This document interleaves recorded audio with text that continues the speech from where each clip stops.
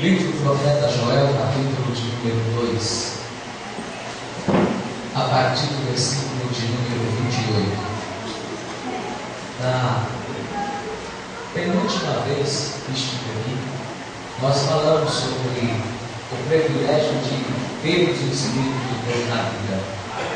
E hoje nós iremos falar do privilégio de mantermos ele na vida. Glória a Deus! Isso é muito importante, irmãos. Receber é bom, melhor ainda é manter o Espírito de Deus, porque nós temos que ser constantes. Glória a Deus! Quando se encontraram, digam amém. Amém! É o tema que traz este propósito aí de 12 dias para 12 meses de bênção, de vitória, de milagres. Glória a Deus! Diz-nos assim o texto, queridos. A epígrafe diz: promessa da efusão do Espírito. E há de ser que depois, guarda essa frase, depois, não agora, depois derramarei meu Espírito sobre toda a carne. Os vossos filhos e as vossas filhas profetizarão, os vossos velhos terão sonhos, os vossos jovens terão visões, e também sobre os servos e sobre as servas, naqueles dias derramarei o meu Espírito. Aleluia! Agora que você está aí com a sua Bíblia aberta, vamos mais um pouco adiante, no livro de Atos dos Apóstolos, capítulo de número 2, versículo de número 16, 17 e 18. Glória. Amém, meus irmãos? Diz-nos assim o texto: mas isto é o que foi dito pelo profeta Joel. E nos últimos dias, perceba que aqui ele não fala depois, ele já fala nos últimos. Acontecerá, diz Deus, que do meu Espírito derramarei sobre toda a carne, e os vossos filhos e as vossas filhas profetizarão, e os vossos jovens terão visões, e os vossos velhos sonharão sonhos, e também do meu Espírito derramarei sobre os meus servos e minhas servas naqueles dias, e profetizarão. Amém? Bem, meus irmãos.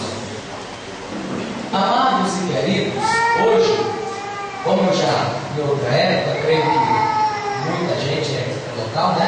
Muita gente é local, mas só um rápido retrospecto da última vez, como eu disse, da penúltima, falamos sobre o privilégio de termos o Espírito de Deus. E é bem verdade que este fato que o profeta Joel aqui narra é o fato em que o Senhor nosso Deus prometeu ao povo que derramaria do seu Espírito, de uma efusão, a qual é aplicada a questão de derramar.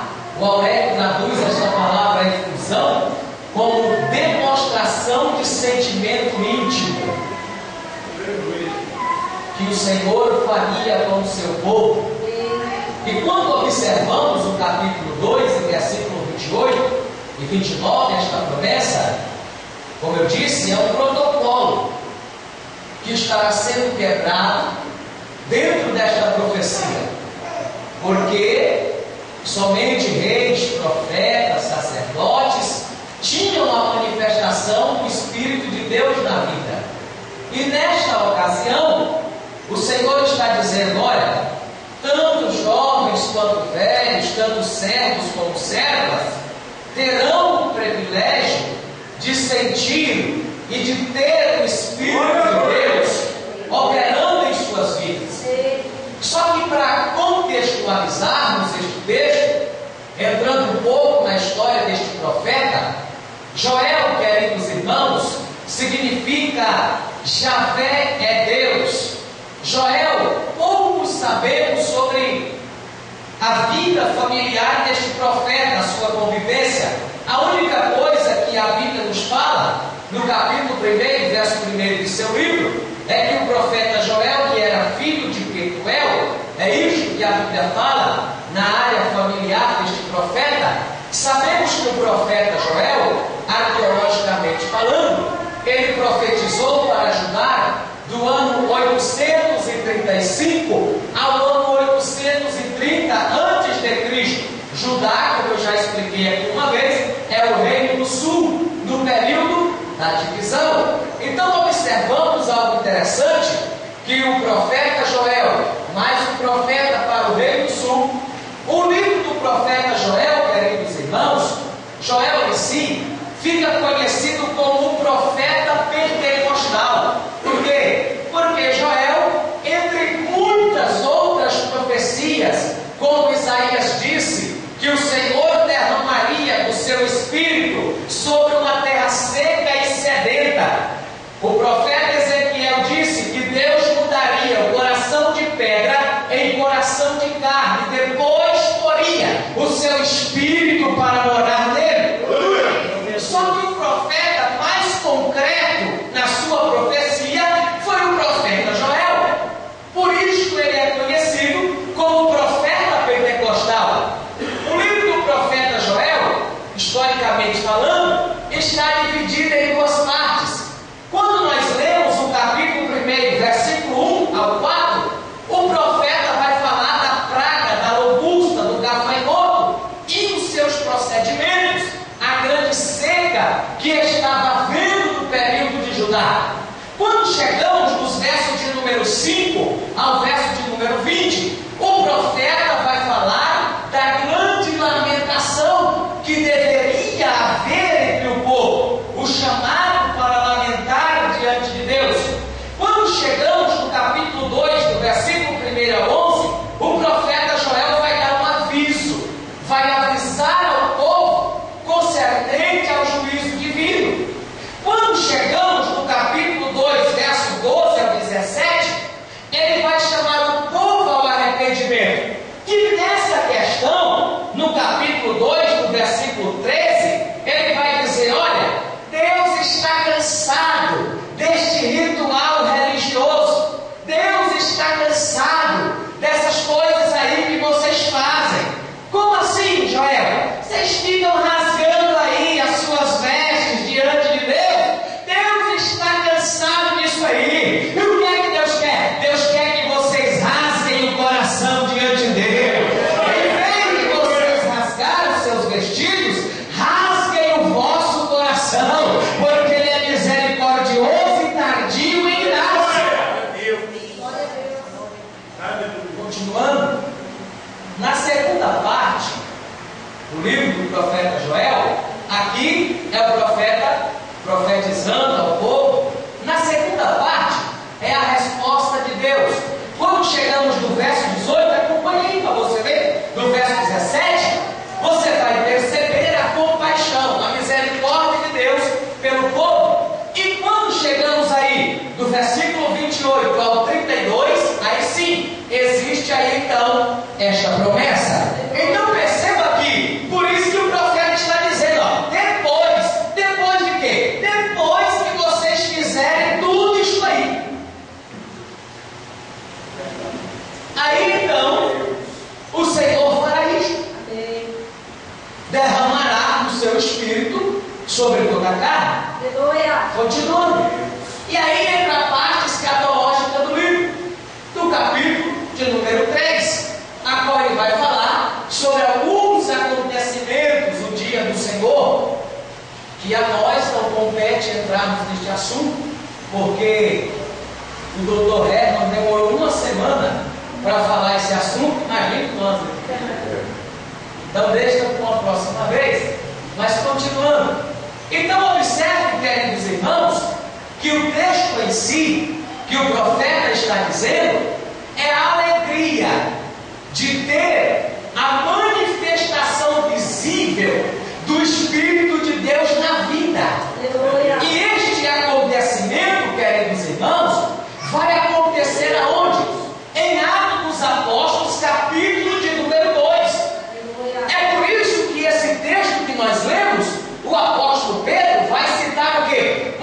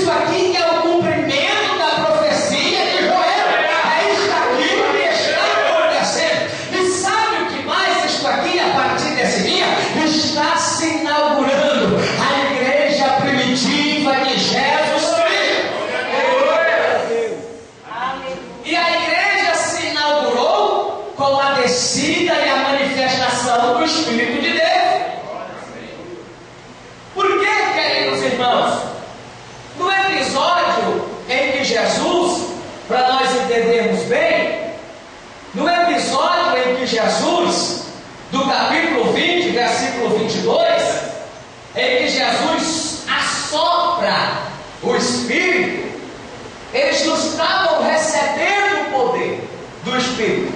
Assopro fala de vida, de ânimo. Os discípulos estavam amedrontados. E a intenção de Jesus foi o quê? Animá-los. Porque se Jesus tivesse descido sobre eles ali, não haveria necessidade de Jesus dizer para eles: eles eram galileus, sim ou não?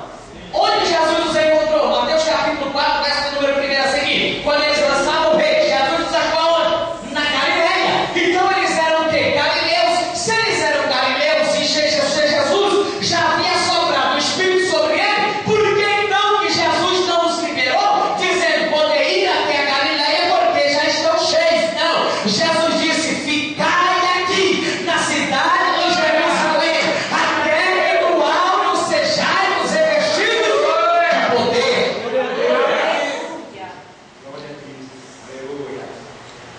Porque tem pessoas, irmãos, quando elas veem essa questão de poder descer do alto, derramamento, e aí a gente fala sempre do Espírito, da Trindade, coisa e tal, aí as pessoas ficam indagando: mas como é que funciona isso aí? Como muitos teólogos liberais que não querem aceitar a divindade, a deidade do Espírito Santo, e ficam questionando a sua existência. Como por exemplo, queridos irmãos, o Espírito Santo está presente em todas as páginas das Escrituras. O Espírito Santo está presente. O Espírito Santo não é apenas uma força ativa de Deus, não, irmão. O Espírito Santo não é apenas um poder que emana de Deus, isto é, uma afirmação equivocada de quem não conhece as Escrituras. O Espírito Santo não é um poder que age por intermédio de Deus, não, irmão. O Espírito Santo é a terceira pessoa da Santíssima Trindade. E se ele é a terceira pessoa da Santíssima Trindade, obviamente ele é o quê? Deus. Quando nós encontramos Atos dos Apóstolos capítulo 5, você se lembra de Ananias e Safira? O que é que eles fazem? Mente ao Espírito Santo, vende a propriedade pelo valor e quer entregar outro. Quando Pedro chega até eles, o que é que ele diz? Por que mentistes ao Espírito Santo, que é o quê? Que é Deus. Jesus afirmou no Evangelho de João, capítulo 5, que toda a autoridade de julgamento foi dada a ele, porque o Pai tem vida em si próprio, e assim como o Pai tem vida em si próprio, o Filho também tem. E se o Filho tem vida em si próprio e o Pai tem vida em si próprio, o que quer dizer isso? Autoexistência. Então isso significa que o Espírito, sendo Deus, ele também é autoexistente, ele é o Criador e não criatura. Ele cria e não é criado. Nas primeiras páginas da Bíblia, o que é que nós encontramos? Gênesis capítulo 1, verso 1 e 2. No princípio criou Deus os céus e a terra era sem forma e vazia, havia trevas sobre a face do abismo. E onde estava o Espírito de Deus? Pairando sobre a face das águas. Se ele chega lá, então ele não foi criado, meu irmão, ele é o Criador.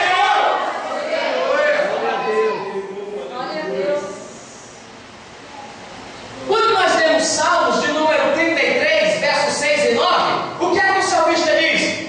Pela tua palavra foram criados os céus e todo o teu exército. No verso 9 ele diz assim: e pelo Espírito da tua boca todos eles foram criados. É mais ou menos assim, ó. Quando nós lemos, irmãos, o Espírito Santo está presente em todos os principais episódios da história e da civilização. Na criação ele estava onde? Pairando sobre as águas. Na criação do homem, aonde ele estava? Gênesis capítulo 1, verso 26. O que é que Deus diz? Só para que você entenda no original: Elohim, para Elohim, que é a palavra plural, refere-se a mais de uma pessoa. Referindo-se a Deus, ele já está dizendo: não estou aqui sozinho, tem mais alguém.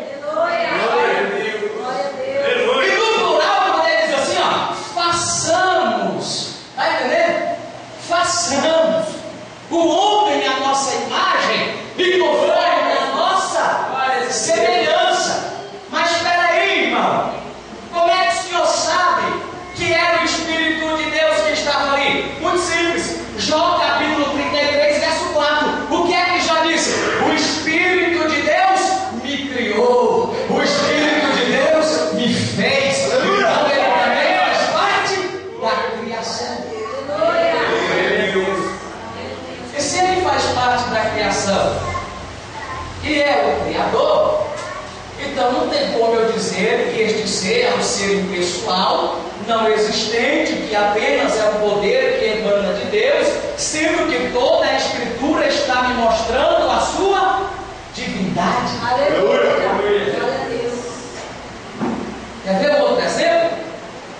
No juízo sobre o pecado, Adão peca e Deus precisava agir. Gênesis capítulo 3, verso 22. O que é que Deus diz? Agora o homem é como um de nós. Plural novamente. Conhecendo o que é bom e o que é ruim. Agora o homem, ele é como um de nós. Quer ver um outro exemplo do Espírito Santo da história? Quando nós temos Gênesis capítulo 6, verso 3, o que é que ele diz? Irmãos, você já vai entender, mas eu preciso dizer isso. Aqui diz assim, ó: não contenderá para sempre o meu espírito com o homem, porque o homem também é carne, é mortal. Em outras traduções, não agirá. Por quê? Porque Deus sondou a mente humana e viu que os seus pensamentos eram maus, malignos, maléficos. Então Deus fez o que? O meu espírito não pode continuar aqui. E o que é que ele faz? Tira. O espírito sai. Ele permaneceu na terra, como eu já disse, do capítulo 1 ao capítulo 6. Do capítulo 6, o que acontece? O espírito é tirado da terra. E como é que ele fica? Só se manifestando. Sobe, desce. Fica, sobe. Sobe, desce. É temporário. Vem aqui, habita aqui, age ali e volta de novo para o trono. Era desse jeito que o Espírito de Deus, a partir de Gênesis capítulo 6, passou a se manifestar na terra. Para finalizar, e o quinto acontecimento em que o Espírito de Deus está presente, dando continuidade à civilização, à história, os 5 marcos da história, que foi o que? A criação, a criatura do homem, a queda do pecado, a sua retirada permanente da terra, e quinto, aonde passa a existir outras línguas. Do capítulo de número 11 do Gênesis, na Torre de Babel, o que acontece ali? Eles queriam, o projeto era uma torre que chegasse até os céus. Aí quando Deus viu aquilo e não era bom, o que é que ele diz no verso 7? Ei, desçamos, plural novamente, desçamos e confundamos a língua deles. Mais uma vez, ele agindo aqui na história. Isto aqui é para que você entenda e compreenda que quando falamos do Espírito Santo, não podemos falar que ele é simplesmente um poder que emana de Deus, uma força ativa. Não, irmão. O Espírito Santo é Deus. O Espírito Santo é a terceira pessoa da Santíssima Trindade. Está presente em todos os lugares, tanto nas primeiras páginas da Antiga Aliança, quanto nas primeiras páginas da Nova Aliança. Quando lemos o livro de Mateus, capítulo 1 aí, e o capítulo de número 2 a 3 do Evangelho de Lucas, o que é que nós vamos encontrar? O Espírito trabalhando aonde? Na encarnação do Verbo. Então o Espírito está presente em toda a história. E sem contar, queridos irmãos, que em todos os livros das Escrituras nós vamos encontrar os seus feitos, os seus atos. Mas como não dá para citar todos os livros, vamos um pouco mais adiante. Então observe uma coisa. Para nós entendermos melhor, queridos irmãos, para você entender que o Espírito é um ser pessoal e que o Espírito é Deus, para que isto ocorra, ele deve ter o quê? Características pessoais. Como por exemplo, inteligência. Inteligência é o sinal do ser pessoal. Tem como provar isso na Bíblia que ele tem inteligência? Tem. Quando nós lemos a primeira epístola de Paulo aos Coríntios,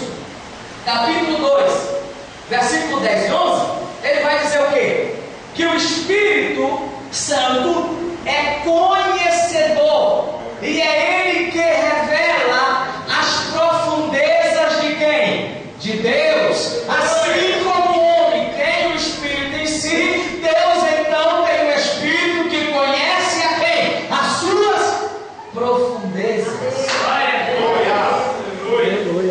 Segunda coisa, vontade. Você já viu um ser que não é pessoal ter vontade? Tem como? Não dá, né? Ter vontade. 1 Coríntios, capítulo 12, verso 11. A vontade dele era o quê? Distribuir o quê? Os dons conforme a sua vontade, conforme ele achava necessário à igreja. Por isso, irmãos, que não é certo chamarmos os irmãos e dizermos assim: receba o dom da cura, receba o dom disso, não, irmão. Nós oramos para que Deus assim o faça, porque Ele entrega, é o Espírito que, irmão, é o Espírito que vem, é a vontade do Espírito. Ele olha para a igreja e vê: aqui precisa desse dom, aqui precisa desse dom. É o Espírito que distribui segundo a sua vontade. Glória a Deus. Veja lá se eu estou falando hoje. E o Espírito tem sentimento. Você já viu um ser que não é pessoal? Eu estou devagar que é para você entender, irmão. Senão você não consegue raciocinar quando eu concluir. Um ser pessoal, ele tem sentimento? Sim ou não? Sim. Tem, não tem? E um ser impessoal, ele tem sentimento? E o Espírito tem sentimento. Porque quando Paulo escreve aos irmãos de Efésios, capítulo 4, verso 30, sabe o que é que ele diz? Queridos irmãos, não entristeçais o Espírito Santo. Aleluia. Queridos irmãos, não entristeçais o Espírito Santo. Ele tem, você sabia que ele tem? Pergunta, irmão, você sabia que tem como entristecer o Espírito Santo? Não entristeçais o Espírito Santo. Para concluir, amor. Um ser pessoal tem amor. Quando nós lemos Romanos capítulo 15, verso 30, ele fala sobre, ele diz que o Espírito Santo é o Espírito do amor. E Romanos capítulo 5, verso 5, sabe o que ele diz? Ele diz assim, ó: o Espírito de Deus é derramado sobre os nossos, o amor de Deus, melhor dizendo, é derramado nos nossos corações por quem? Pelo Espírito Santo. Aleluia. Olha, o Espírito Santo, irmãos, fala. O Espírito Santo fala. Você está aqui ouvindo o que ele está falando. Amém. Não é isso que Apocalipse 2 e 7 diz? Não endureçais o vosso coração quando ouvires o quê? A voz do Espírito. Igreja, ouvir a voz do Espírito. Se é para ouvir, é porque ele fala, sim ou não? Sim. O Espírito se move, como eu acabei de dizer, Gênesis capítulo 1, verso 2, ele se move. Outro detalhe, o Espírito intercede, e quando você estava orando, o Espírito estava intercedendo por você. O Espírito estava intercedendo. Romanos 8, 26, não sabeis vós que o Espírito Santo intercede por vós com gemidos inexprimíveis, partilhando a vossa dor, partilhando a vossa aflição. O Espírito intercede por vós. Outro sim, o Espírito ensina. O Espírito ensina. João 14, 26. Mas quando vier este Espírito, ele vos ensinará toda verdade. Ele vos ensinará todas as coisas. Outro sim, o Espírito guia. Romanos capítulo 8, verso 14. Portanto, aqueles que são guiados pelo Espírito não têm de que serem condenados. O Espírito administra. E nesse fato do Espírito administrar, é interessante porque Quando lemos esse texto, em Atos dos Apóstolos, capítulo 13, verso 2, estava começando a obra missionária na igreja de Antioquia. Antioquia era a sede das missões, era de lá aonde eles tinham muitos doutores: Lúcio, Cirineu, Manaém, Saulo e Barnabé. E o interessante de observarmos é que nesta igreja de Antioquia, mesmo com tantos doutores, o Espírito de Deus reinava sobre eles. Porque hoje tem um negócio, irmão, que aonde há doutores, aonde há sábios, estudiosos, o Espírito vai ficando de canto. Porque é aquele negócio, eu sei, eu conheço, eu domino, mas coisa boa é quando o Espírito domina, o Espírito domina. O Espírito ainda tem a liberdade de trabalhar. E coisa boa é achar uma igreja, irmão, aonde o Espírito de Deus direciona ela. Deixa eu ver. Tem igreja que quer direcionar a igreja. Coisa boa é uma igreja em que o Espírito de Deus direciona ela. Mesmo havendo tantos doutores, mas o Espírito do Senhor reinava sobre a igreja. E sabe o que ele diz? Na administração, ele diz assim, ó: separe para mim, quem? Saulo e Barnabé, para uma obra em que eu os tenho chamado. O Espírito administra, irmão. Todas estas funções têm o Espírito de Deus. E os três principais atributos da sua personalidade. Todos nós temos intelecto, vontade e sentimento, tudo estão envolvidos. Isto também são atributos de personalidade que nós temos. Nós temos o quê? Intelecto, inteligência, raciocinamos, temos sentimentos e temos vontade. Não é por isso que o salmista no Salmo 51, verso 10, o que é que ele diz? Por que é que ele vai dizer assim, ó: cria em mim, ó Deus. Cria o quê? Um espírito reto. Cria em mim, ó Deus. E nessa petição ele pede o quê? Um coração puro. Espírito e coração fala de vida. Vida envolve estes três atributos: intelecto, sentimento e vontade. Quando Salomão nos seus provérbios diz: filho meu, dai-me o teu coração, sabe o que ele estava querendo dizer? O coração é o quê? A fonte da vida. Ele estava querendo dizer o quê? Me dá a tua vontade, me dá o teu sentimento, me dá o teu raciocínio. É isso que Deus está querendo dizer. Esses teus sentimentos, direciona para mim, vai. A tua inteligência, o teu racionalismo, direciona para mim, direciona. É por isso que Deus vai dizer: preste um culto racional, com inteligência, sabendo o que você está adorando. Deixa eu ver. Quem sabe o que adora? Só quem sabe o que adora. Só quem sabe o que veio fazer aqui. Porque tem gente que veio num culto como esse e não sabe o que veio fazer, não é? Tem gente que vem só por vir. Ah, a pastora Celina me chamou, o pastor Otávio me chamou, eu vou lá. Mas tem gente que não sabe o que veio fazer aqui. Mas eu vou te dar uma dica: aqui a gente vem adorar com raciocínio. É digno de toda a glória. A gente vem levantar o nosso sentimento a Ele. Oh Senhor, nós te amamos, nós te adoramos. Como nós somos necessitados de Ti. Deixa eu ver quem vem adorar a Ele. Só quem vem adorar a Ele.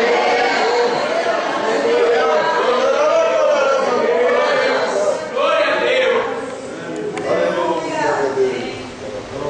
E tem mais, irmãos. Marquei muita coisa aqui hoje. Tem mais. Para uma hora, né? Glórias. Glórias a Deus. Queridos irmãos, o Espírito, o que caracteriza a divindade do Pai e do Filho são o quê? Os seus atributos pessoais, atributos divinos, são algo que só a divindade possui. Atributos pessoais nós possuímos, que são estes que eu citei. Atributos divinos, só a divindade, o nome já diz, só a divindade possui. Porque Deus é Deus, porque Jesus é Deus, porque possui atributos divinos, como por exemplo a eternidade. Deus é Deus porque Ele possui a eternidade. Deus é o que? Eterno. Se Deus é eterno e Ele possui a eternidade,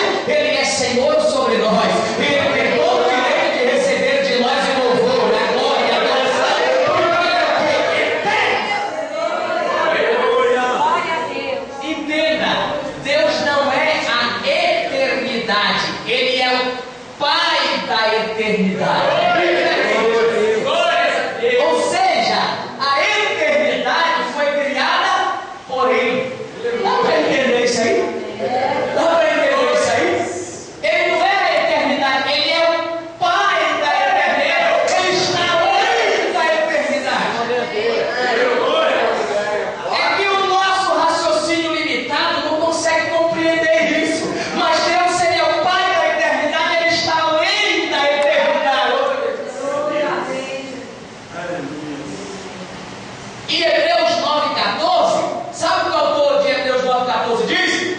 O Espírito eterno. O Espírito eterno. Aí alguém diz assim: mas peraí, o Espírito? Mas ele não está falando só de Espírito? Espírito eterno? Mas como a gente pode chamar um Deus só de Espírito? Fica meio. É esse argumento que os teólogos liberais usam para tirar a divindade do Espírito, como Eustáquio, no caso, no ano 300 depois de Cristo, usou esses argumentos. Como o Espírito pode ser chamado de Deus? Espera aí, irmão, não vamos fugir da Escritura. Quando Jesus conversava com a samaritana, o que foi que ele disse? Deus é o quê? Deus é Espírito. E importa isso que o adore, o adore o quê? Espírito é verdade. Deixa eu ver quem adora Espírito é verdade. Deixa eu ver. Só quem veio adorar em Espírito é verdade.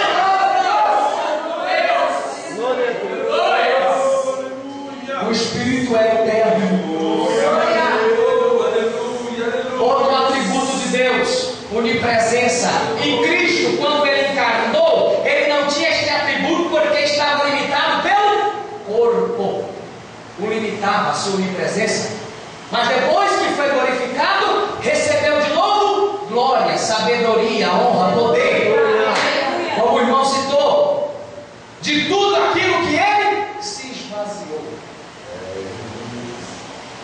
A onipresença é um atributo de quem? De Deus. Deus é onipresente, vê tudo ao mesmo tempo, está em todo tempo, em todo lugar, conforme vocês compreendam. E o Espírito Santo também. Por quê? Porque quando lemos o Salmo 139 e o verso 7, o que é que o salmista diz? Ô Senhor meu, para onde eu irei do teu Espírito? Para onde eu irei do teu Espírito? Se eu for para baixo, ele me vê. Se eu for para cima, lá ele está. Para onde eu me esconderei do teu Espírito? Aonde eu estiver, ele me vê. Sabe por quê? Porque ele está em todo lugar, ao mesmo tempo, em todo momento. Glória a Deus. Este é um atributo divino. Outro atributo, onisciência. Onisciência, irmãos, não é simplesmente conhecer pensamentos. Não. Uni está falando de todo. Quando ele fala onisciência, ele está dizendo todo.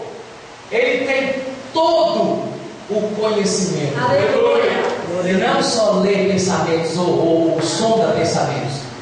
Ele tem todo o conhecimento, sonda todas as coisas.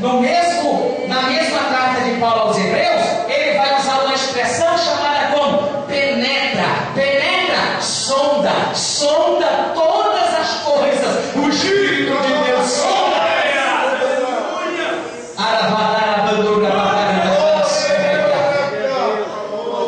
O Espírito de Deus sonda todas as coisas. Você acha que quando você entrou aqui, se ele não sonda, ele não sabe o que você precisa, o que você faz, o que você fez? Você acha que ele não conhece tudo isso aí? Ele conhece.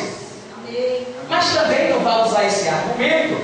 Já que ele conhece, eu não vou orar não, vou clamar não use esse argumento para não clamar aquele que é digno. Porque tem situação que Jesus quer ver você falar.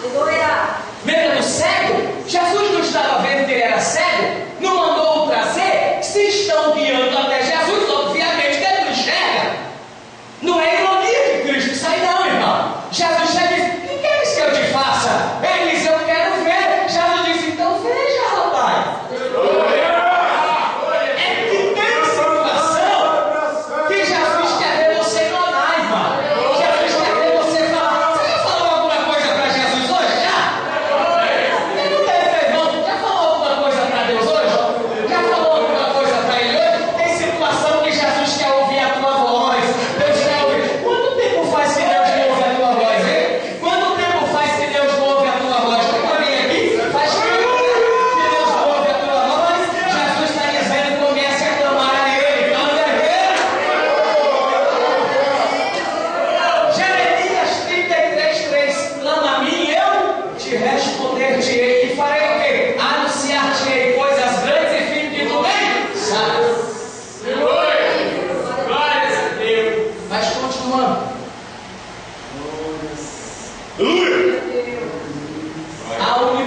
onisciência,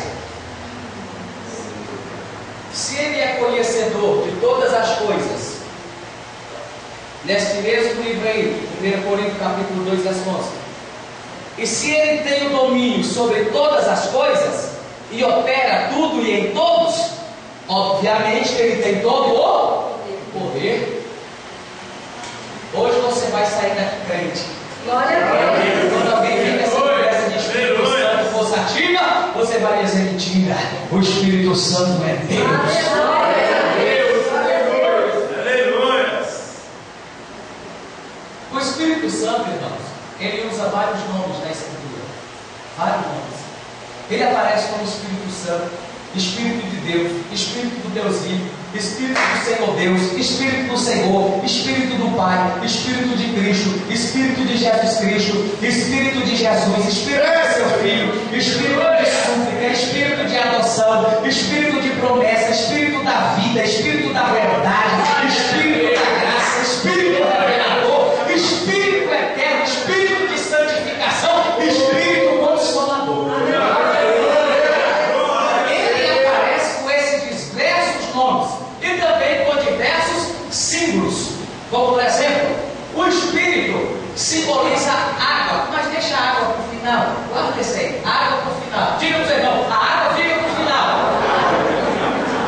O Espírito é simbolizado pelo óleo, pelo azeite que ungia os líderes, os sacerdotes. O Espírito é simbolizado por eles, como na época do tabernáculo, o Senhor diz: tudo que ungirás passarás a ser santo. Aonde eles derramavam óleo, o Espírito se apoderava.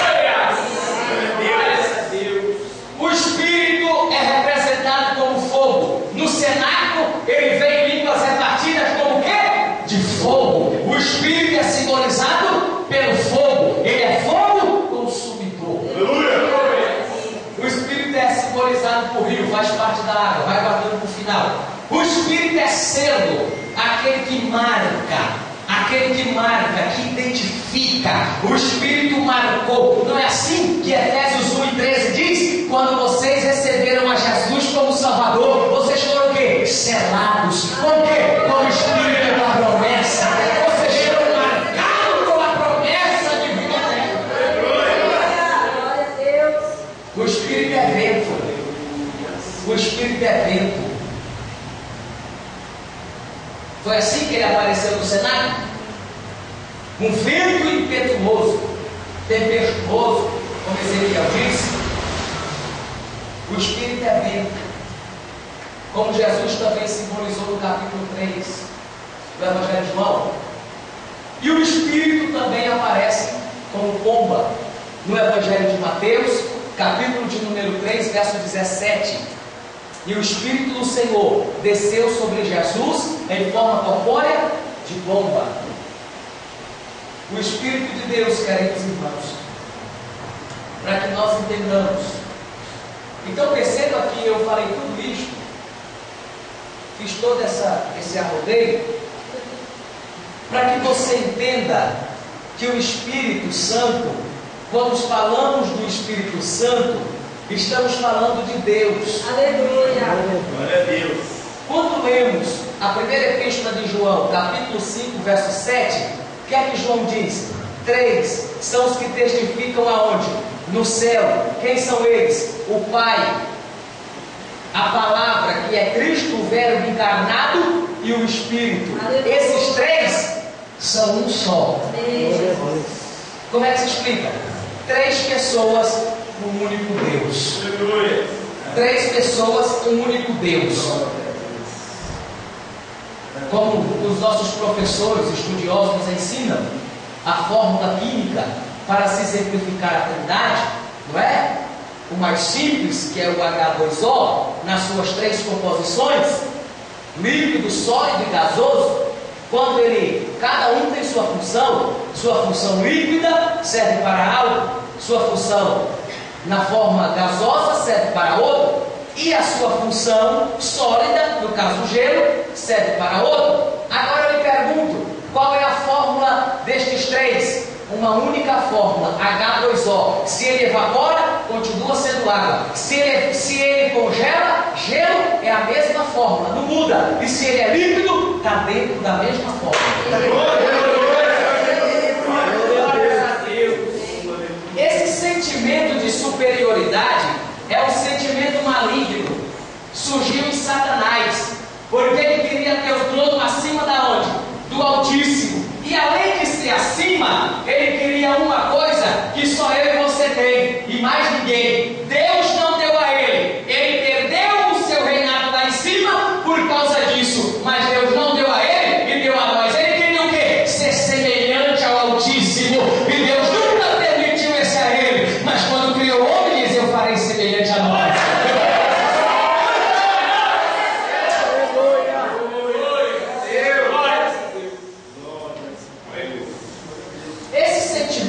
Superioridade, eu sou melhor que você, eu posso mais, eu sou mais preparado, eu tenho maior condições, tanto de raciocínio como monetária, então eu posso mais que você. Esse sentimento é maligno que ele plantou no coração dos homens, irmão. Esse sentimento não tem diante de Deus. Deus não é maior que Jesus, Jesus não é maior do que Deus, Deus não é maior que o Espírito Santo, o Espírito Santo não é maior que Jesus.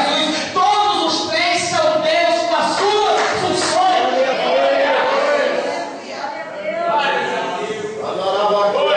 Esse sentimento de superioridade não existe na divindade. Jesus falava do Pai porque renunciou à sua glória para descer.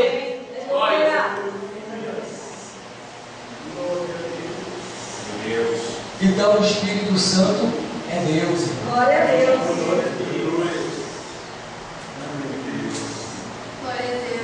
Aleluia. A manifestação do Espírito na igreja de Atos, como eu já disse aqui, trouxe som, imagem e mover. Só que o som, irmão, não era um sonzinho como a gente fala, dá um glória aí.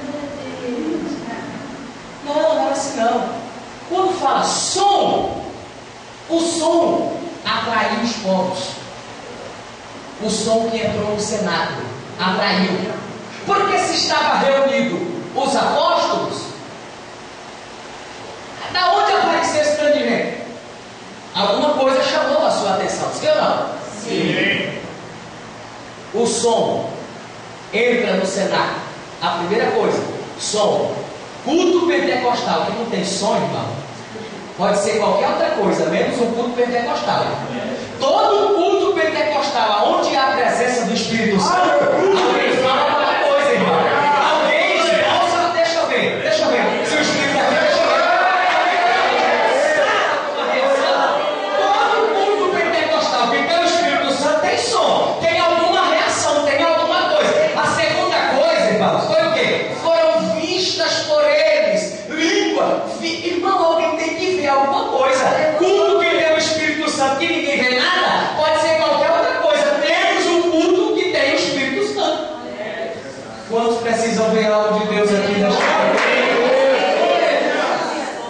E terceira coisa, mover. Por quê? Eles estavam assentados. Quando o Espírito invade, eles se levantam. Por quê? Porque o povo olha e diz: olha aí como é que está estes aí, ó. Nesta hora já estão embriagados. Não, eles estavam cheios da graça, cheios do Espírito, cheios do amor. Quem é cheio do Espírito Santo, irmão? Ele não consegue ficar sem expulsar alguma reação, alguma coisa. Deixa eu ver quem quer ser cheio. Só quem quer ser cheio.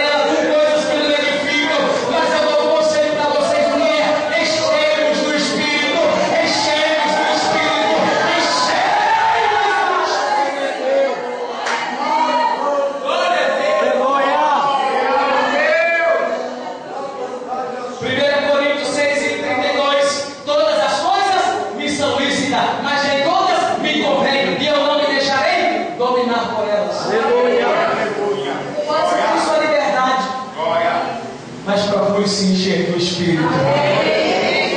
Para encerrar. Glórias a Deus. Meu Deus. Irmãos, falar de pneuma, paracletos, é muito bom. Se deixar, a gente vai embora. Mas para encerrar, pergunte para você mesmo: por que eu devo ser cheio? Fala assim: por que eu devo ser cheio?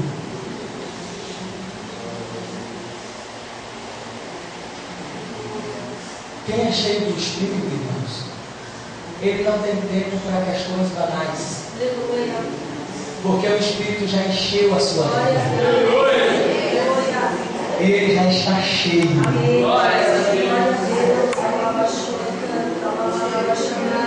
Eu e você somos o templo dele. Mas ao sermos o templo, nem tudo indica que Ele está em nós. Sim ou não? Sim. A Bíblia diz que nós somos o templo, mas não afirma que Ele está em todo o templo. Diz que nós somos o templo e a morada dele, para Ele morar, mas não quer dizer que Ele esteja em todos. Sim ou não? Sim. E tem muitos que o Espírito está, mas não está cheio. Como é que é isso? Ele tem o temor, mas não é cheio do Espírito. Falta alguma coisa ainda para ser cheio. Esse dia um companheiro nosso estava falando e ele foi muito feliz com a ilustração que ele disse. E eu quero trazer aos irmãos, lá na congregação ele disse isso. É mais ou menos assim. O Espírito é a fonte. Nós somos o recipiente. Em outra alusão, você é uma caixa. Diga para o seu irmão, você é uma caixa. Você é uma caixa. Falei caixa porque dá certo. Se eu falar vaso, aí vaso e tal. Mas você é vaso, é caixa. É o que você quiser ser. É caixa. A caixa é o quê? Recipiente de quê? De água.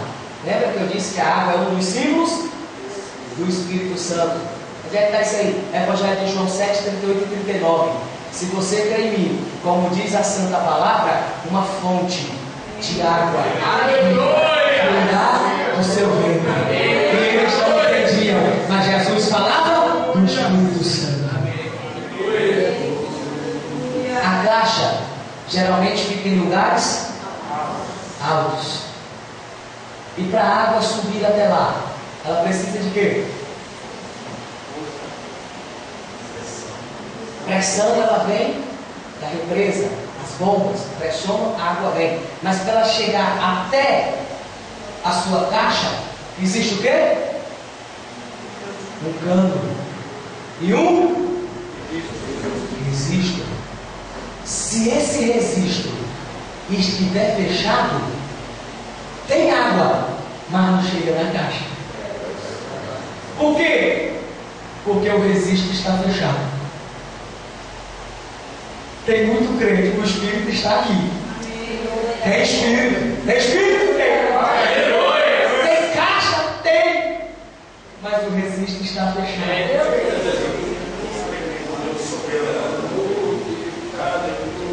O coração está fechado. O Espírito quer entrar, mas o coração está fechado. Mas eu quero profetizar algo na tua vida ainda hoje. Se tiver alguém aqui com o registro dessa caixa fechada, eu quero profetizar, irmão. Ah, meu Deus. Eu quero profetizar que hoje é noite de cair água na tua caixa. Eu quero profetizar que hoje é noite que tu vai ver água.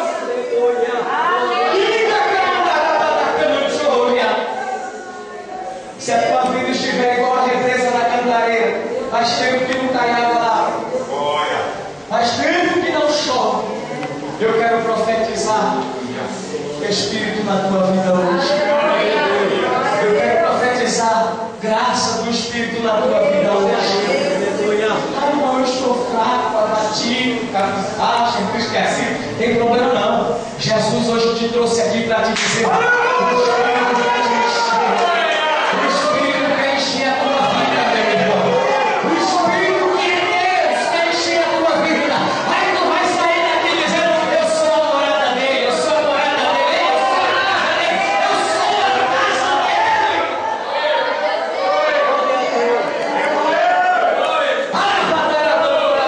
Daquela séria. O Espírito revela, o Espírito consola, o Espírito ajuda. É isso que quer dizer a palavra.